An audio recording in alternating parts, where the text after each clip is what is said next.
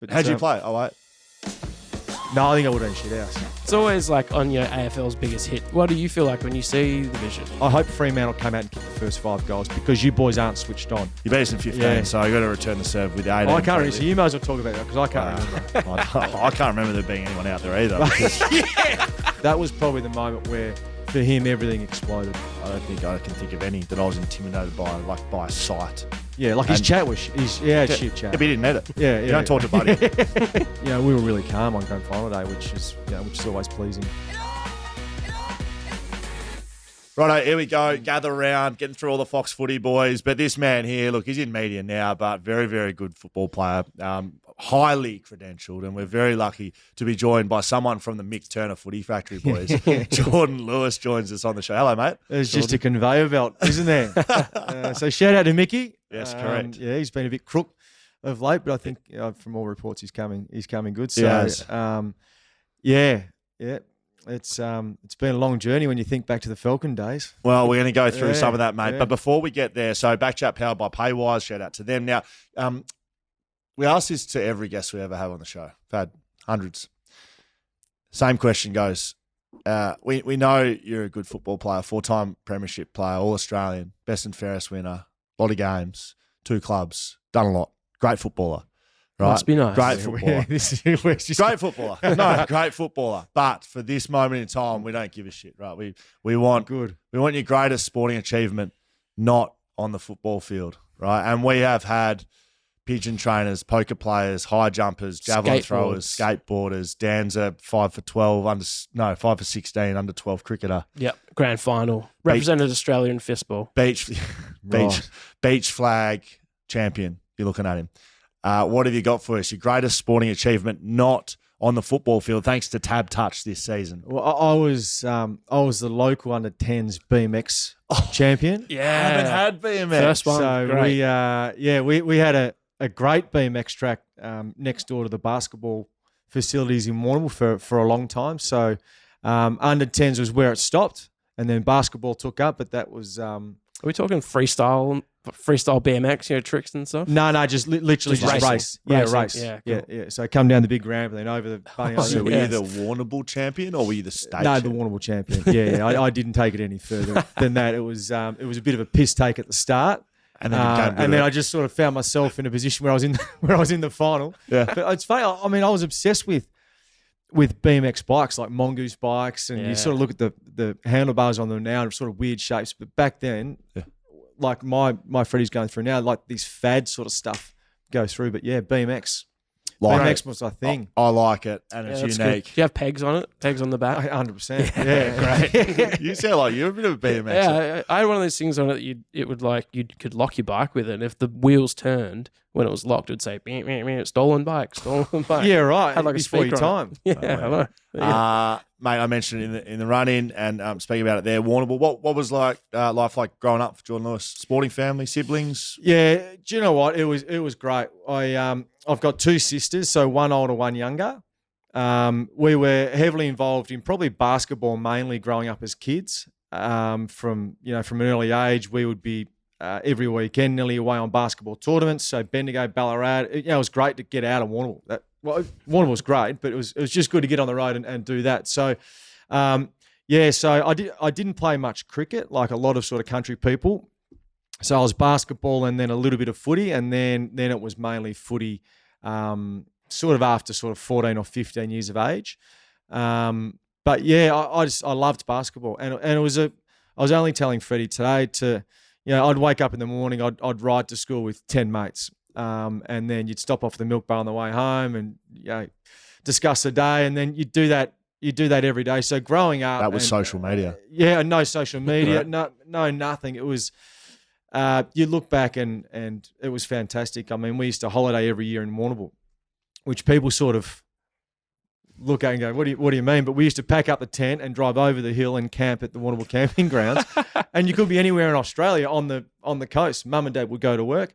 We'd piss fart around in the caravan park all day, and How good. we'd just kids that were carefree, and away you go. Fair bit of travel. So I know this, given I went through the Geelong Falcons as well. But there was the Warrnambool boys used to be on a bus, 3-hour bus ride to get to training. Yeah, correct. So we would leave leave school, which I was quite happy about, at 2:00 on a Wednesday. Yes. And my old man would drive the bus. So we'd pick up along the way, Terang, Camperdown, Colac, and then hit Geelong. And then by the time we got home, probably would have been 10:00 on a Wednesday night. So we'd do that on a Wednesday. And then my 18 year, I had my license. So we would drive up Friday after school, stay in Grovedale on Friday night.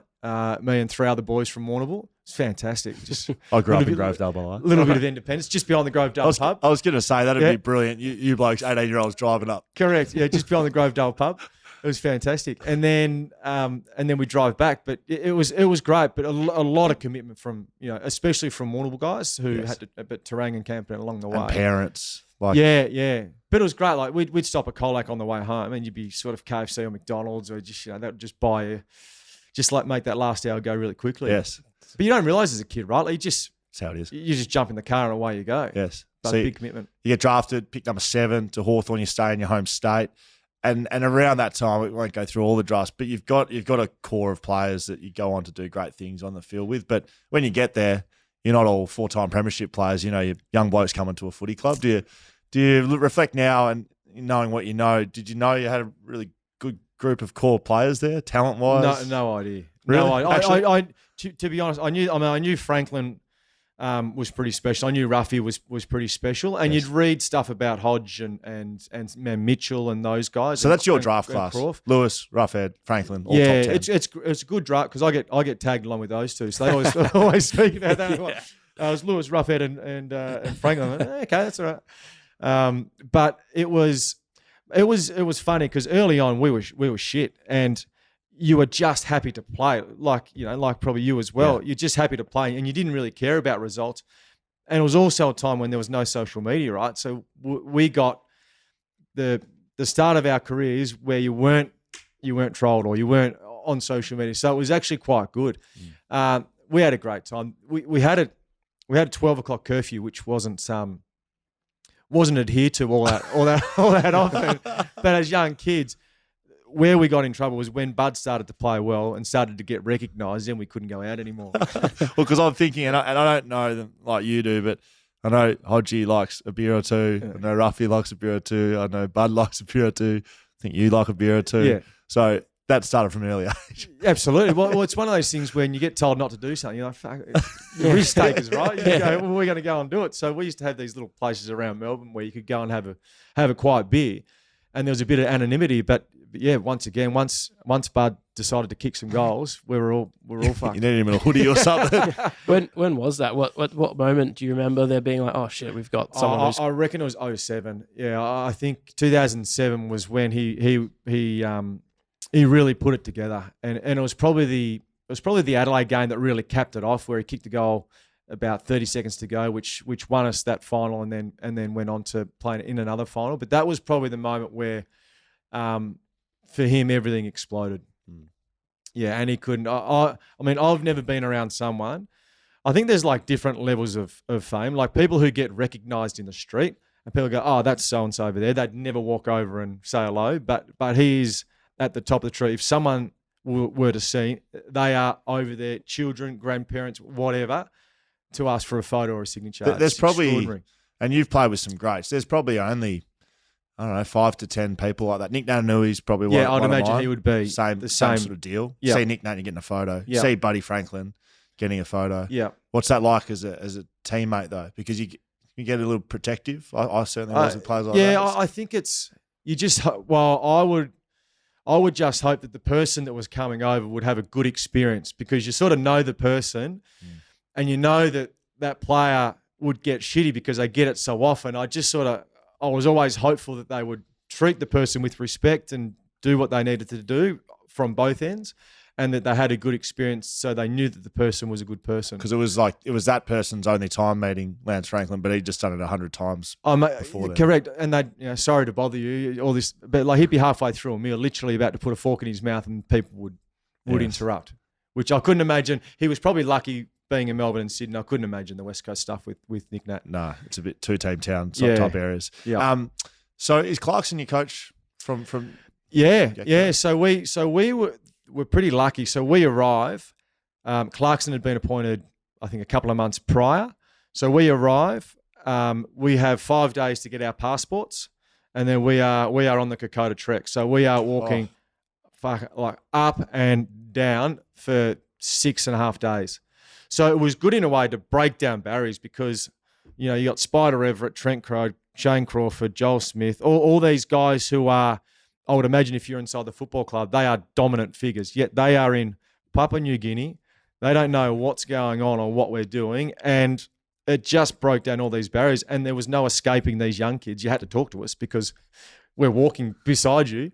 Yeah. So that week felt like 2 years in terms of building relationships. So it was great in that sense. I've heard people have done. I'm doing it in October. Yeah, I've heard it's not like winning a grand final, but there's elements to it that like accomplishing something like that together, given the history, given what it means to Australia. Yeah, it was fantastic. It was really good, and you know, we weren't as schooled in it as the guys who had been there for 2 months with Clarko and read up on it. We were sort of just had a week to cram all this information in. Kid from Waterville get his passport. Kid from Waterville who's 18. He's just been drafted, and now you want me to sort of discover all this war stuff. Come on, mate. Yeah, correct.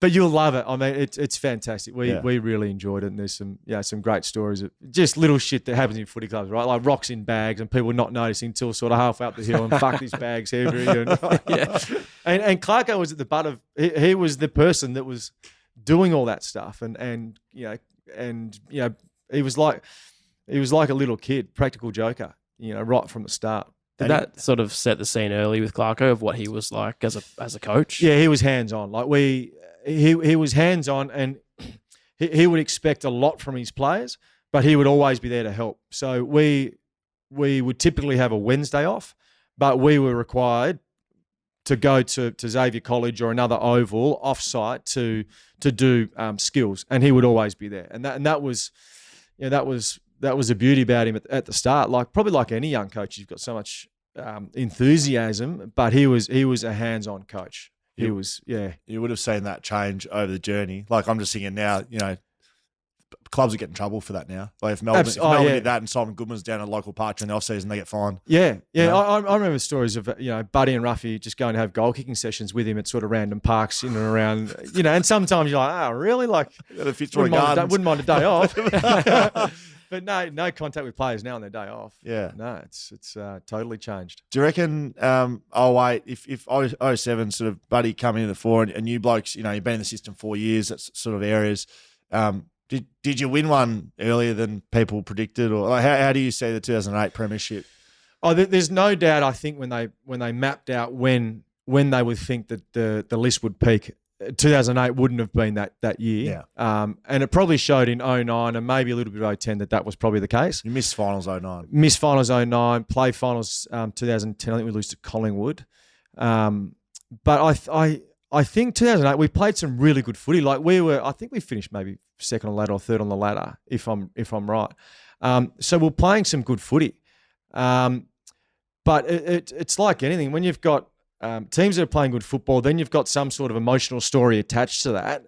It can do wonderful things. And Crawford was probably the story, you know, like he was highly decorated, never played in a grand final, let alone a premiership. So that story attached to this sort of team who didn't hold any fears was probably a good little recipe for that particular year, and a little bit of luck, you know, like Geelong probably didn't play their best, and we just took the opportunity. And someone like Stuart Dew steps well, up. It's ridiculous, right? Like quarter. So, it's just little things along the way. Like Dewey's, he did a power of work to get back, and all he needed was we were literally 10 minutes of footy just to break the game open. You're like, you even watch it back now, you go, fuck, how? I watched that the other day, and it was 10 minutes. Yeah. Literally kicked like 3 goals and set 2 more up. But even like Cyril's first year, like he did some amazing thing. Mark Williams had a purple patch as well on that day, and just like, you know, X played well, and don't worry, it tells everyone. Well. Rings is leading the Norm through the half time. Yeah, correct. Yeah,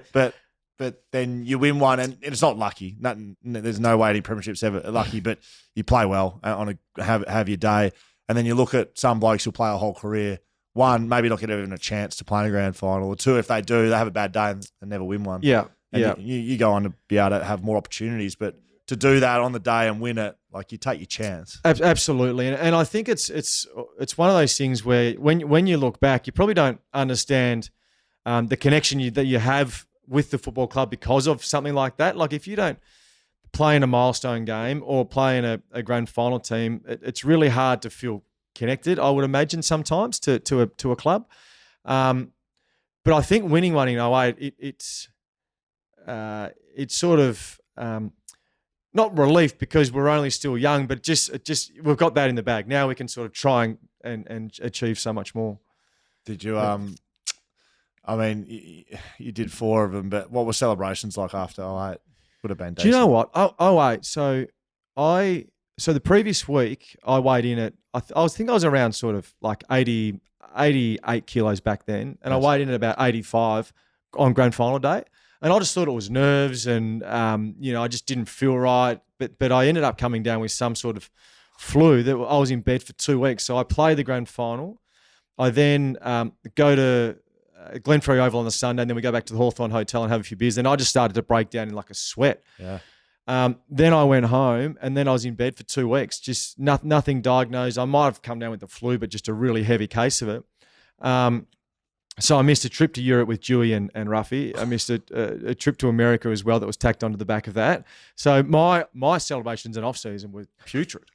And then I just went nowhere. I was stayed in bed.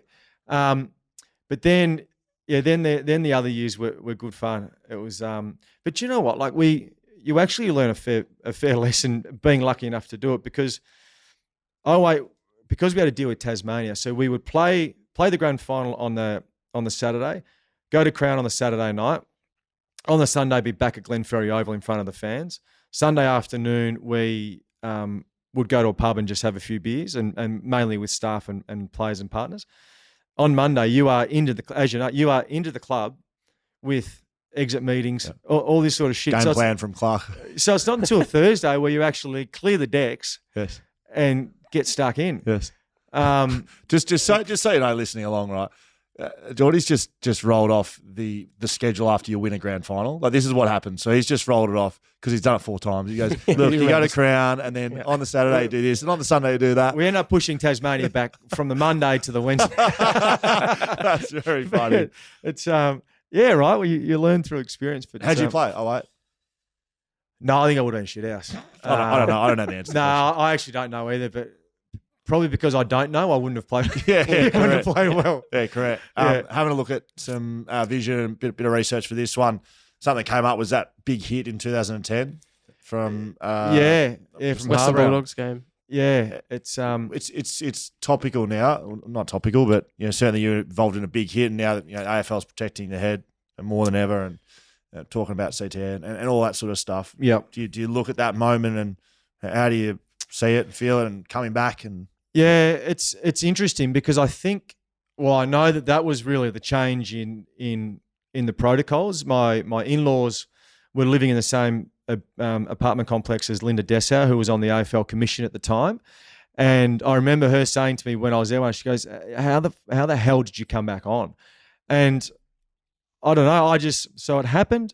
I went downstairs because it was so graphic. I had a few mates from Warrnambool that were there seeing if I was okay, and do they come down into the rooms? They came down into the rooms, and it's not great thinking back about it now, but they were sort of helping me because you got to remember 3 words: phone, wallet, and computer. And that was the test. Right. And they were helping me remember those words. So finally, I got the 3 words and was passed okay to come back on. And all I remember was. Now I need to prove to myself and to the doctors that I'm okay when I come back on. So I need to be involved in some sort of physical collision or whatever. But I was just so gone. I can't remember any of that. Yeah. And to the point where the next 4 weeks I could train, be okay. As soon as I came to game when it was heightened, I felt like I had a couple of beers before I ran out. My decision making wasn't as sharp. The communication wasn't as sharp. It actually took a fair while to get over. The only thing that I can really take solace in is I've only been, but I've not been knocked out twice. I haven't had any little concussions along the way, so it's probably just those 2 clean ones. But I think people are now, and players more importantly, are now taking it more seriously than what we did in the past. Maybe smarter and more aware. And Yeah, and I know it wasn't that long ago, but it's actually stupid when you think about it. Yeah. But it's stupid right at this second, but that was in 2010, so it's almost 15 years ago. Yeah. If you can take yourself back there, as you said, like you haven't, as a young group of blokes, you're able to go to the pub and have beers and no one know who you are. Like that couldn't happen right now. No. There's other things that happen that changes. Yeah. So it's do I worry long term? Who knows? Yeah. There's probably a lot of people out there that, correct, like whether it be AFL, VFL, local leagues who haven't had the care that we've had. Yeah.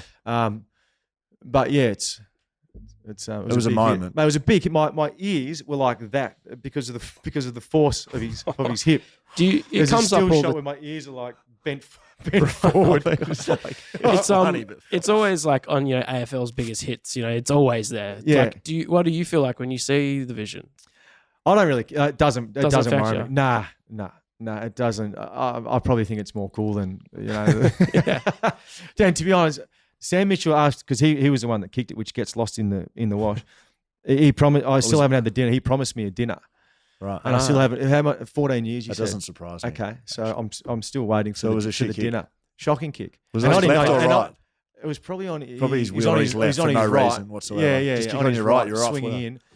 And people say it was brave for me. I had no idea he was coming the other way. Of course. Very rarely. I thought I was free.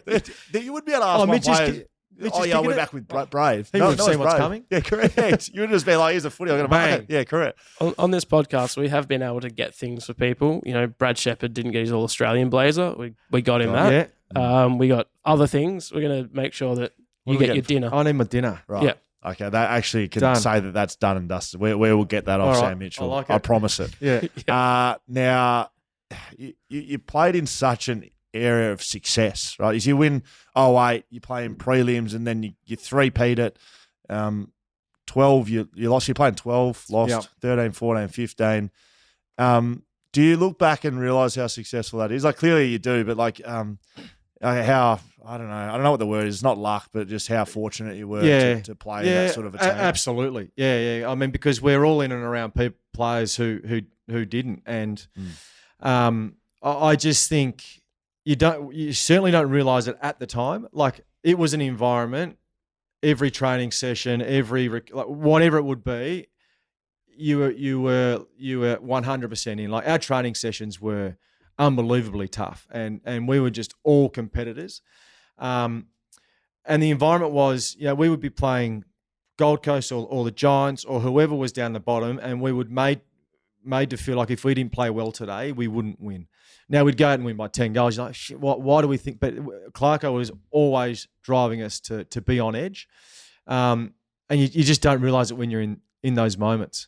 But certainly looking back now and looking at how many sides have been able to do that, you go, like, it was pretty successful. I've been so lucky to play with so many great players who will be legends of the AFL. Yeah, but there's a lot of talented people that play AFL, and not everyone gets to go on and be so successful. So is it standards? Is that what it is? Yeah, training standards and driving that within? Yeah. Is that what makes it? Like, our leadership group was made. So Mitch and Hodgie were captain. There was myself, Ruffy, Josh Gibson, Sewley. Like, all these guys could have potentially been the captain at that time as well. And it's probably not only when you go to another team and you see the lack of leadership at other sides, you realise how fortunate you were to have that type of leadership. And it was, I think now is a lot different. Now it's more balanced. You've got your alternative players here and some, everyone's voice is meant to be heard. Everyone's voice. But we were, rightly or wrongly, we were quite demanding.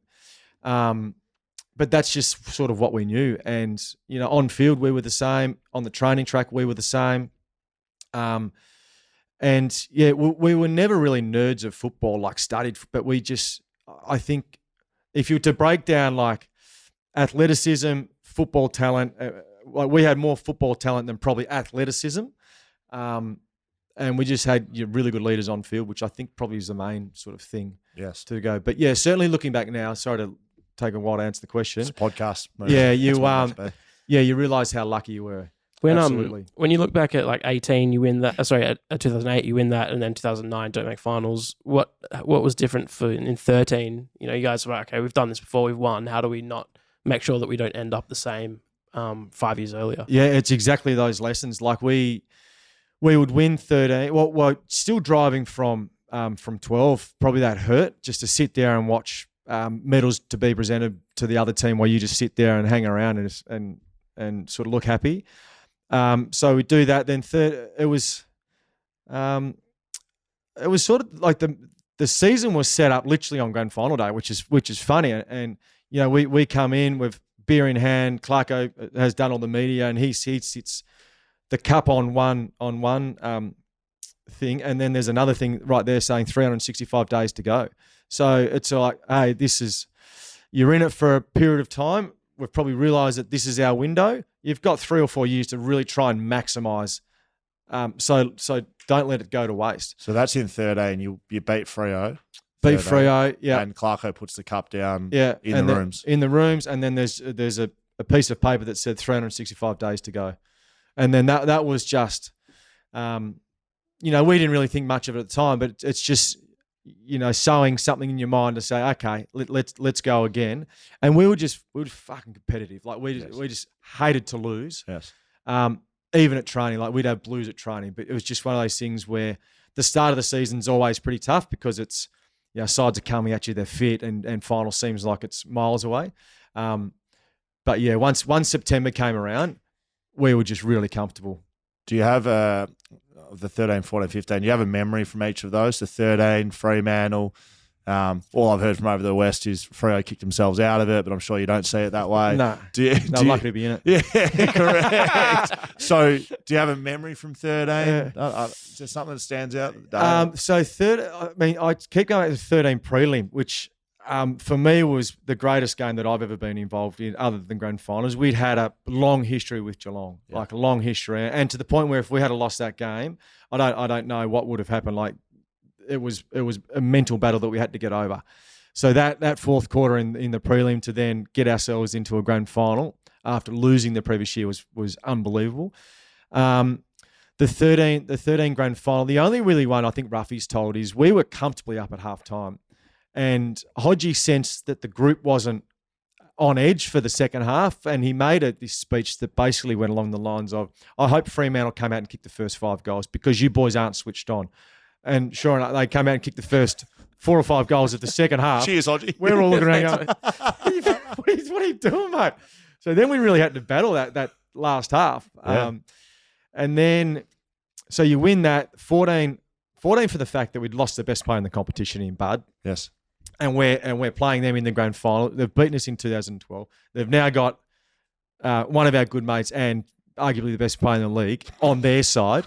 So that was one of those ones where we were just mentally tough. Like there was no way that they were going to beat us. We were going to physically attack, you know, not only him, which was not natural. You right, bros? He's good. Which was not natural, right? To go after one of your mates. It just wasn't. But we knew that was the day that we just had to do it for 2 hours. Right. Anyone get sent to him? Yeah, probably. Yeah. John, give him a nudge. John didn't get put back in the back line till late in his career, so he wouldn't have known what was going on. Yeah, no, there was some words said, which was put him off his game a little bit. So then that happens 14, and then 15. We can talk about 15. Yeah, we're gonna go there.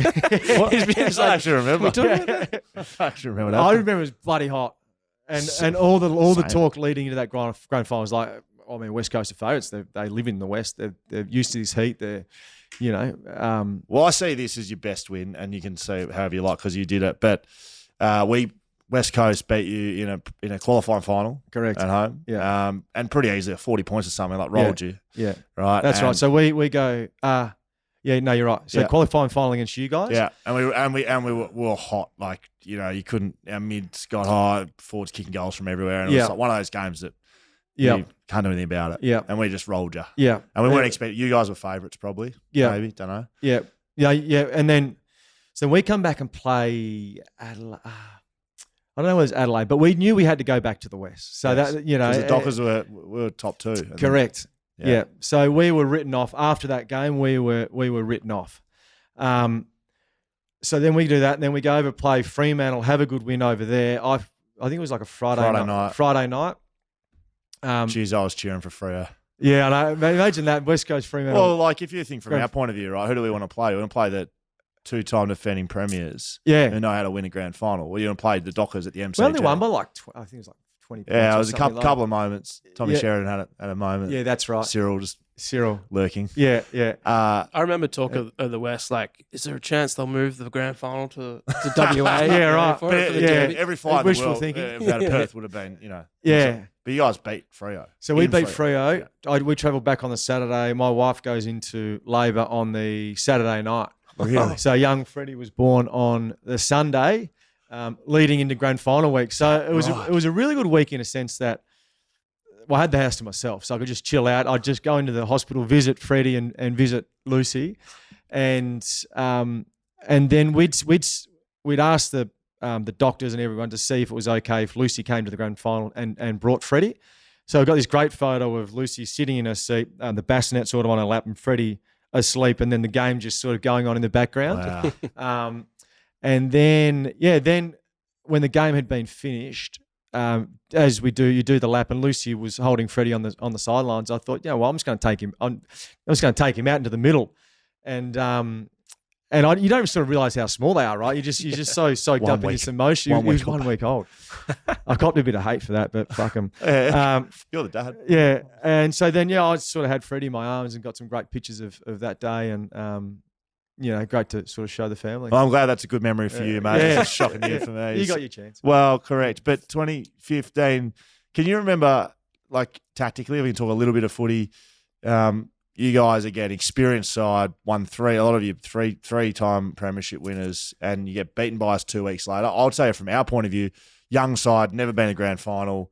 One bloke, I think Jarrod Harbrow, Zave was with us as well. Yeah. So it was two guys playing a grand final. No idea what we were walking into. It's like, well, we beat them 2 weeks ago, so we'll just beat them again. Yeah. We'll just do what we just did. Yeah, Like, it was very much about the MCG. Like we played the MCG really well, and it was one of those things where you do look for any mental advantage, right? So you guys had never been involved in the parade. You've never been, involved in that week, and I felt like I was Hollywood. Yeah, and we every single grand final, right?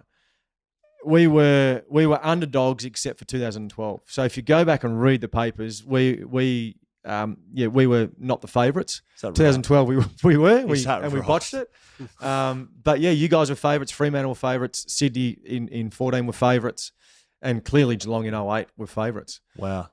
So that was always good motivation. So the experience you think was an advantage? No doubt. Yeah, no doubt. And it was. I can't remember the theme, but I think we would always break from the season, and then the finals we would always go away, and then we'd get really good content from that, because you'd sit around a fire and you talk about what it would mean to play in a grand final, and quite often it was young kids that hadn't played in one, what it would mean to them, and that would get shown before the game, and you'd sort of have goosebumps, and all this sort of stuff was running through. But at the end of the day, we just said, hey, we've been here, we understand that. The enormity of it, and we just felt really comfortable in that position. And yeah, I think if you look at the games back, it was, we were really calm on grand final day, which is always pleasing.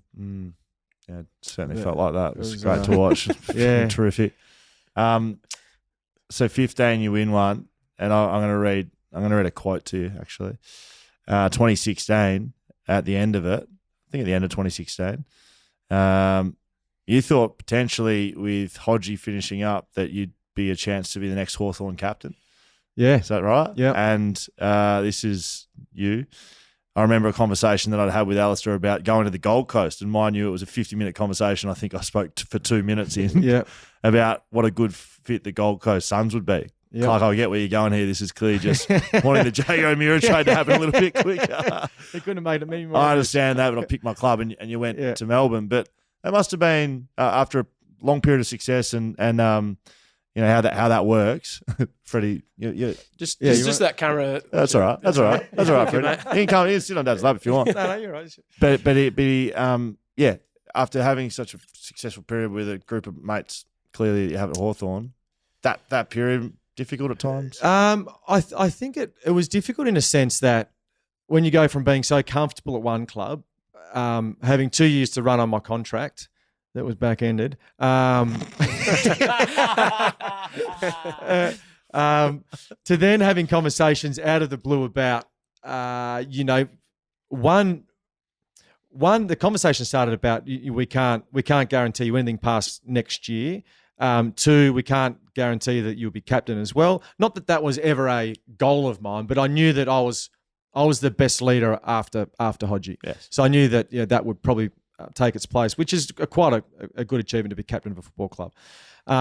So no real guarantees in contract, no guarantee that I'd be captain, and they wanted to have a say on where I went next. And you're sort of like, well, I can understand a young kid getting overawed in that situation, but I wanted to be in control of my own destiny. And this was all driven by Clarko, because he sensed that the team was still up the top of the ladder and still potentially going to contend.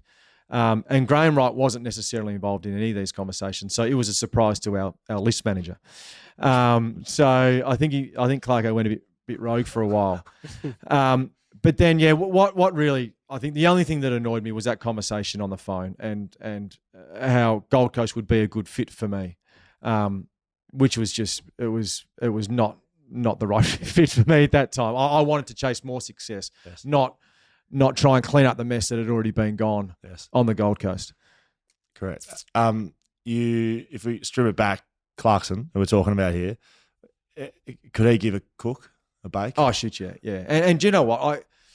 I was probably the one person that copped it the most. Oh, really? Yeah, because I could take it and move on, and that was probably the one way to motivate me as well. Like if you put an arm around and cuddled me, I'd still want to play well for you because you feel that emotion. But his style towards me and Ruffy and probably Bart as well, probably more than Lee, like it was hard nosed, and it was one way. So you just sit back, cop it.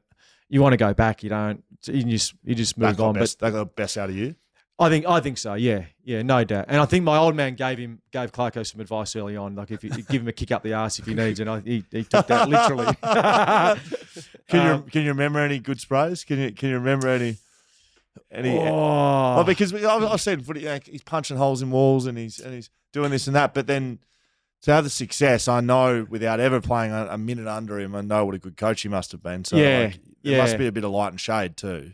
Oh, no doubt. Like during the week, like he was caring. He was, really attention to detail in terms of skills, all that sort of stuff. But I just think we were we'd spray each other. So it wasn't just Clarko, spraying us. Like it would be Clarko spraying us. The line coach's role was to tell us everything's okay, and then we'd just go out and play, and became quite regular, which. You'd always complain to the line coach, like, "Fuck, I didn't squeeze defensively once. Like, surely he can just let that go." But it was always to get to someone else, he'd go through us and spray us. But yeah, he's punched himself in the head in team meetings and nearly knocked himself out. He's done some weird and wacky shit. Like he dressed up as one of the King's guards in Sydney once to. Like the red coat. Yeah, man, I got a photo on my phone because I'm sitting in the front row. Pre-game. No, this is the night before. The night before we're in the hotel. Sully wasn't. I don't think Sully wasn't playing. Hodgie wasn't playing. Mitch wasn't playing. So he was trying to form it as the new guards of leadership. So myself and Ruffy so we're sitting there. The team meeting was 5 minutes late, and then we're just this side door. We just sort of hear rustling in the side door. What's going on here? This is a bit weird. Anyway, so the door opens. He's got the top hat on. I should show you the photo. He's got the suit on. He's got the cane, and like, oh mate. So I get my phone. I just take this little sneaky little photo and just quickly put the phone away. But he tried all that sort of stuff to try and get us motivated. I think we got smacked by 10 goals. So you delivered a team meeting on the Friday night dressed as a King's Guard. Yeah, that is wild. No, it's outstanding. Because I got the off cut of Clarkson with Simpson. Yeah. And so I hear all these stories and I'm like, that's why Simo used to do that. And so Simo took the best parts of Clarko, but he would come up with every week there'd be this story or this, I don't know, like Simo would be talking about one of his kids racing another kid down at the park and this is what it means for us. Like Yeah. we don't get beaten by little shits in the. I'm actually, you now remind me of something. So it was one of the years where maybe we won in 13, and it was about climbing the mountain again. And I remember sitting in the theaterette, and the lights go out, and Clarko asked us to close our eyes, and he played the Miley Cyrus song. Wrecking Ball or something. No, Climb. Oh. She got the climb. Yeah. you got to get the song. And we please? start like this. We go, what's going on here? And then it starts to play, and then we're sort of looking around. The Climb by Climb. Miley Yeah. Cyrus. That was the song. Hit it. Oh, that's it. Wait till it Came comes out up. Yeah, keep going. So No. so the climb just starts filtering into the room, and it's pitch black. Pitch black, and we've shut our eyes, and by the time that starts, and by the end of it, we are just in absolute Hang on. belly laugh. Here it comes now. Yeah, so you could imagine a full room of guys sitting there. Oh, this song. This song, and it just starts to play. I'm like, So at what point are you looking out the side of your eye, like Now. nudging the boys? Like, no, but it was about the climb again. So try and get to the top of the mountain. So stuff like this that they. so at what point does Clarko come busting in through the door and He's in As the room as Miley? well as coaches, players. Everyone's in the room. It's like this cannot motivate us. This is a miss. How brilliant is that? You obviously didn't come in here thinking about that story, but you'll start talking about something No, and I you're just- like, I remember that time he started playing Miley Cyrus in the room. And that's what's good about reunions, right? Because a lot of the stuff. I mean, everyone remembers different things, but when you get together, you then start to think about other things, and you're in discussion, and it's like stuff like that I would have forgot about. So Freddie, your That's little fella's really good. in with us in his Melbourne gear. Yeah. Right, so which I love, He's got to be getting a rude honest. shock.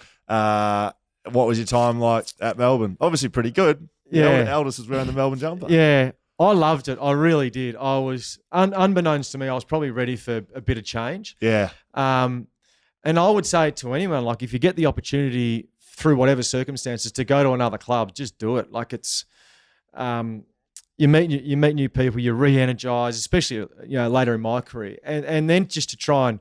We didn't achieve the ultimate when I was there, but we played in prelims. Don't worry, I've been waiting to return the Is serve. that coming? I can't remember that game. I was there in spirit, and, but it was fantastic. And like I've got probably 3 players at Hawthorn that I played with that are still playing, and probably more at Melbourne that are still playing. So you still feel that connection. But yeah, Freddie goes for Melbourne. There's 2 that go for Melbourne.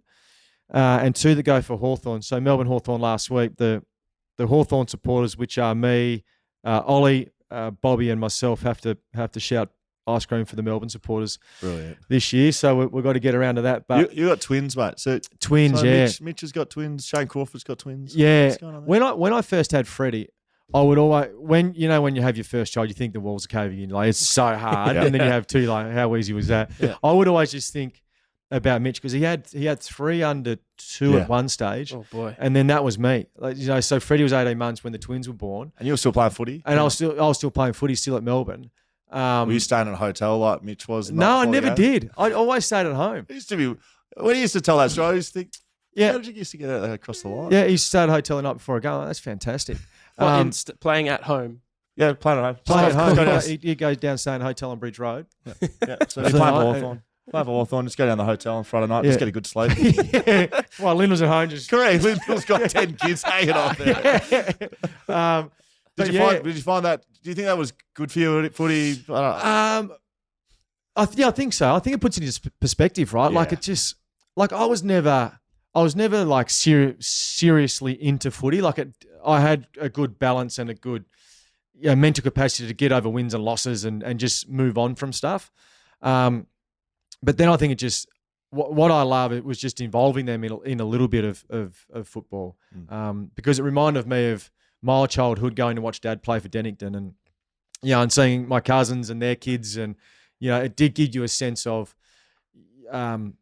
because professional football you can lose the love of everything around it because it's but it just reminded me a bit more of country footy. Yeah, that's good. Yeah. So, like I said, look, you beat us in 15, Yeah. so you got to return the serve with 18. I can't really. So you might as well talk about that because I can't remember. I can't remember there being anyone out there either. Because, Yeah, but it was shit out.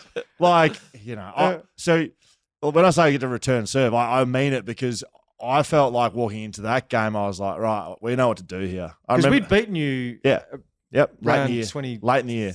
Or something, Yeah. 23. And it was the contested. You were that pressure contested side. Yeah. Right? And it was just you're on this wave of emotion. I remember having this meeting in the lead up to the prelim, and we'd beaten Collingwood in the qualifying. Without me, because Simo had dropped me again.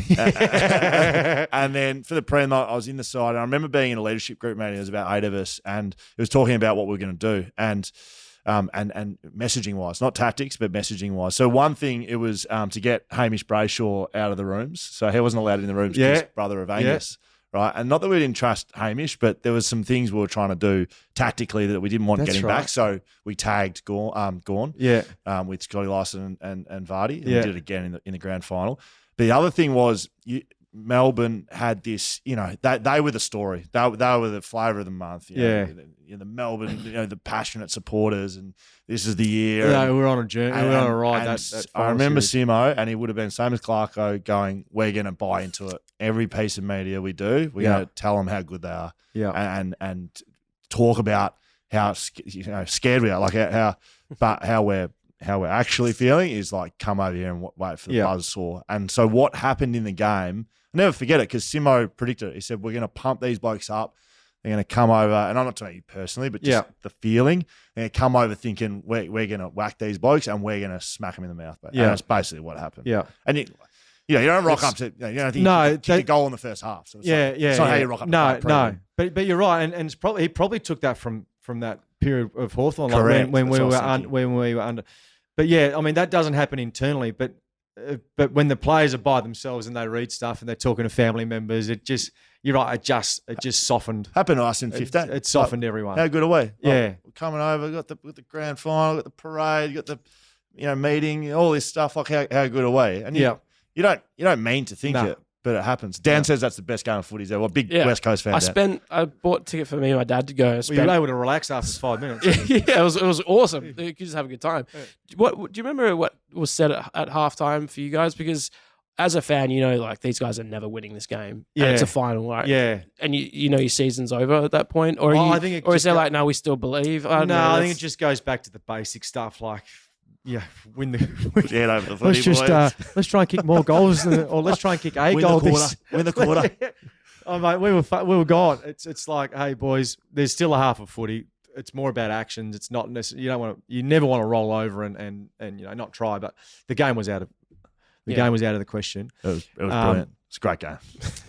Let's just try and get someone reported so they miss next week. But that's why another thing. I've done my hammy late in that year. I was just thinking, if there's a 50-50 here, I'm especially the last quarter, I'm like, you can have it, Geordie. Go for it. Go for your life. Kick the goal. I remember playing VFL in my last year at Melbourne, and it was at Coburg, and it was an old school cricket pitch in the middle, like dead. So the ball rolls through there, it stops. Right. And I remember just making a few decisions throughout that game that you wouldn't necessarily make playing AFL. And I remember Clayton Oliver coming up to me and goes, "Mate, you've been making business decisions today, haven't you?" I'm like, what are you talking about? Is that ball that was on the ground you never picked up? That thing that was in the air you never went back with the flies? It's actually a good way of thinking about it. Yeah, that's what you were making, business decisions. That's very good. Yeah. It's such a sportsman's night. Kids question this one, but given the two teams you play with in Melbourne, what they're doing now, Petrarca and Oliver and Gorn, and then the players you play with through the premierships, who's the very best? Who's the pinnacle? And I know that's subjective. Yeah. I always say Bud. Yeah, I just reckon one for him to play over 300 games, at that position and you're playing against the absolute best key defender every single week. Yes. The stuff that he did in 07, 08, 9, 10, 11 was just unbelievable. Like to be a 21-year-old kid, 21-year-old kid, kick 110 goals for the year, All Australian, best and fairest winner, and just be he was a king. Yes. He's probably the best that I've played with. Very, very few players I don't think I can think of any that I was intimidated by, like by sight. Yeah, like his chat was shit chat. Yeah, but he didn't need it. Yeah. You don't talk to Buddy. It's like I can't think of any player I ever played on there where I was a bit like, Yeah. I thought I was a pretty aggressive sort of guy, and I would just be, the week before you're playing Hawthorn or Sydney, you're just like, you're not scared, but you're just like intimidated. Without even doing anything. Yeah. Yeah. I think him. I still think Cyril's probably the most talented player that I've ever played with, Freak, or seen. Like he was just freakishly talented, and needed 4 minutes. He was so good.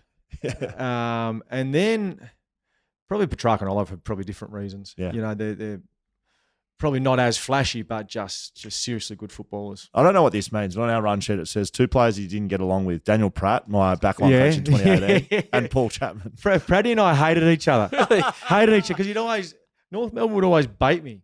And funny, and I've got a good relationship with Pratty now. But yeah, he was a dick and so was I probably. He was hard to get along with. Paul Chapman was exactly the same. I remember we had some great blues on the field.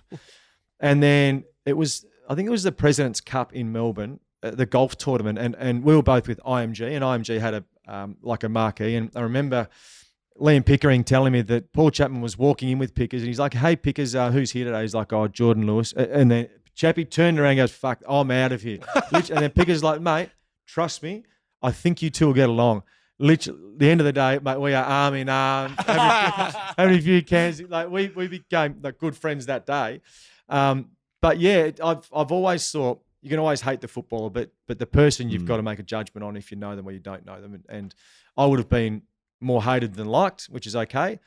But I think when people meet me, they understand I'm respectful and I'm an okay dude. That's what I like about doing this pod. Like just chatting to you today, mate. Like we haven't had that much to do with each other on the journey, but just I think when you hear people speak at a bit more longer form than either watching them do something on the footy field or a one take sort of thing in the media where I want to wank or whatever. Yeah. I cop plenty of that.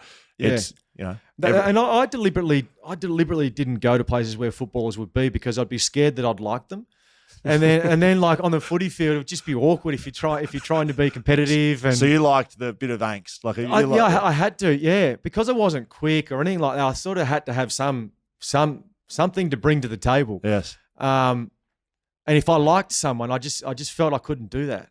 So you're not going to go to like the Dacos training camp in the off season where all the boys get together from different clubs and train? So that's the new generation, right? That's wild. Yeah. As soon as this new generation started to shower in their jocks, I was out. Oh, that's brilliant. How's the transition to media? Mate? You enjoying? It's been good. I mean, Fox, as you know, they're a great company. There's so many different people to learn off, and I think that's probably been easy to transition because you're still involved in the game in some aspect. Yeah. So it's been good. I mean, I think. I just always think about when I'm calling a game that my grandma's sitting at home on the couch and how can I explain to her what's happening. I try not to overcomplicate it, although we could if we wanted to. And just I think you've got to always remember how bloody hard it is to play. Yeah. So try and have that respect for the players in that sense. What's been the most difficult element, either calling games or the opinion stuff against teammates or teams you play with, or do you find that difficult? Do you know what I think it is? I think it's looking for what the story will be.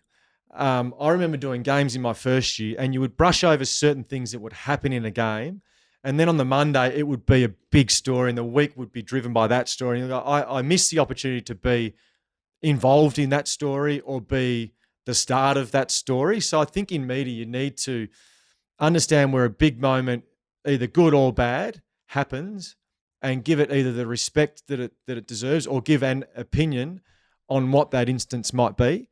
I think when you come into it, you sort of miss those big opportunities to maybe have a say, whether it be good or bad. Have you had anyone that's sort of mentored you or you've learnt from either at Fox or elsewhere in the media space? You just doing your own thing? No, it's weird, right? Like, I don't know, you come out of footy where there's feedback everywhere. Yes. And then you come into media and there's hardly any unless you muck up. Or you look for it. Or you look for it. Yeah. Yeah. So Lee Carson's been one that's probably done it for me more so than anyone else. But there's no direct channels to give anyone feedback, which is other than the people, and that's not necessarily constructive.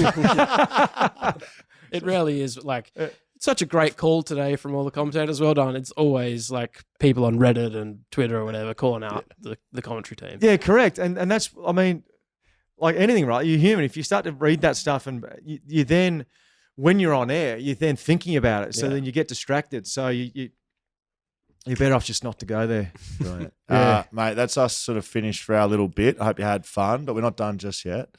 So we usually finish here with social media, right? Right. So we're done with that. Yeah, got it. Like it? Yeah, love it. But it's usually. Hey? Is that your idea? Oh, mate, it's been running for a long time. One of the great segments rolling around in podcast land. But we're a bit of a late call up, so we didn't get any questions from the people. Usually people ask you questions. So we've developed some for ourselves. And we're heading to the back line. Because I don't know if you've noticed, but there's not a lot of backmen working in media in general. No. Fox Footy, certainly. No. I don't know if there's any real ones, any real backmen. Kicking a half back. Well, when I say backman, I mean real backman. Yeah, right. We just had Yeah. Kicking and he said, look, I played in the back line and I'd like to call myself a backman, but he's a pretty loose operator. Yeah.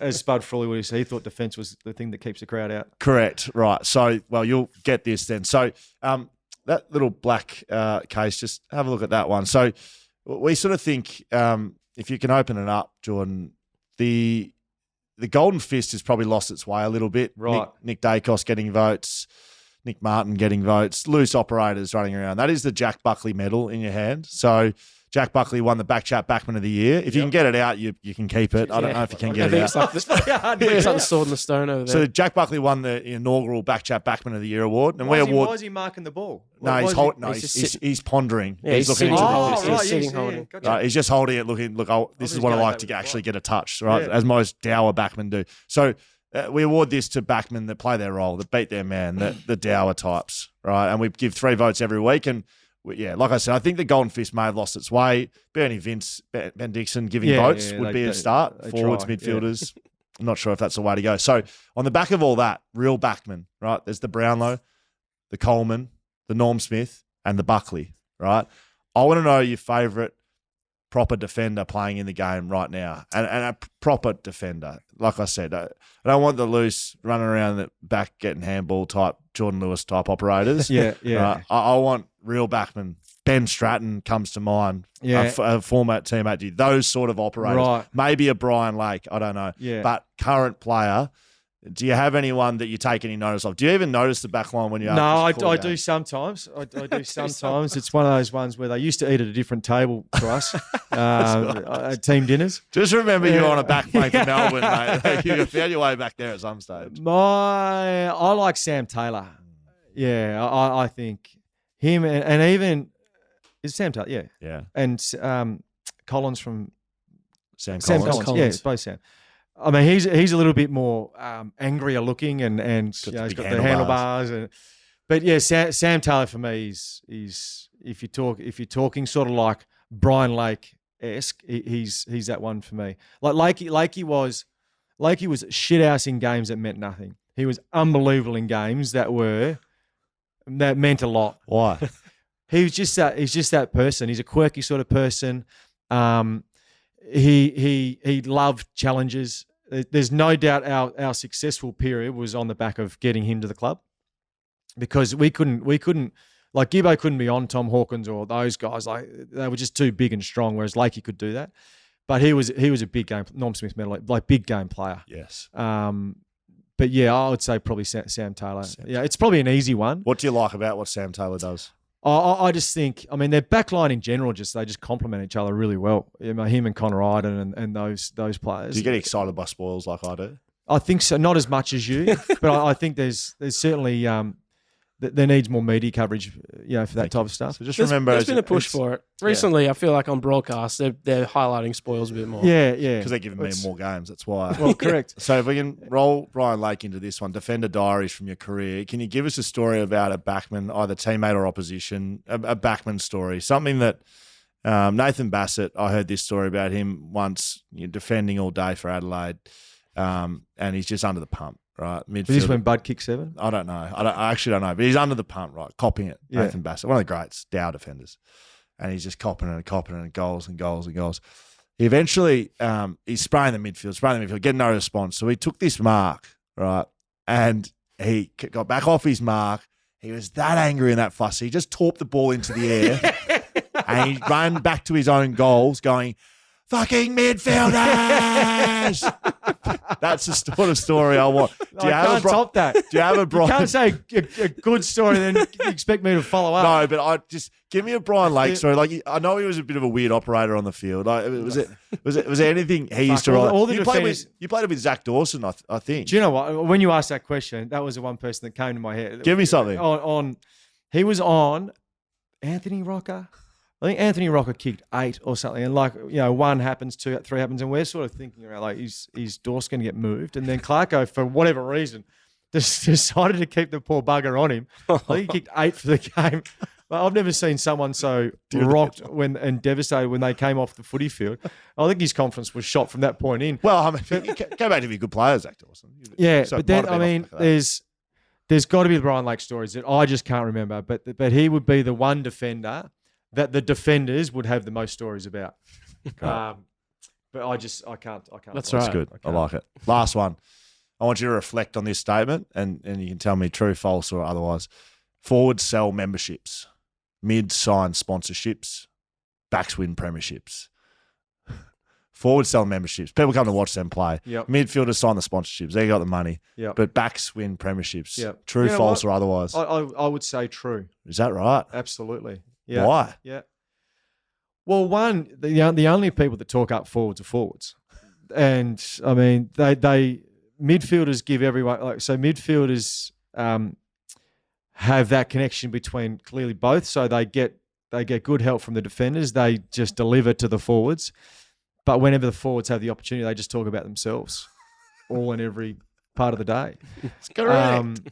But yeah, I think if you look across the premiership sides, like you think about Brisbane in the like their defensive group was just extraordinary. Yes. Leppich. Oh, Leppich, Mel Michael, Chris Johnson, Scott Brothers. Like, I don't know how they fit into Sarah Cap. Yes. Maybe they didn't. Well, that's a confirmed, boys, I think. Backs win premierships. Absolutely. John Lewis, that's us done dusted. Thank you. Thank you. Enjoy Gather Round. Yeah, bloody well. Cool. Well, great job. A big thank you to our good friends at KO Sports putting all this together.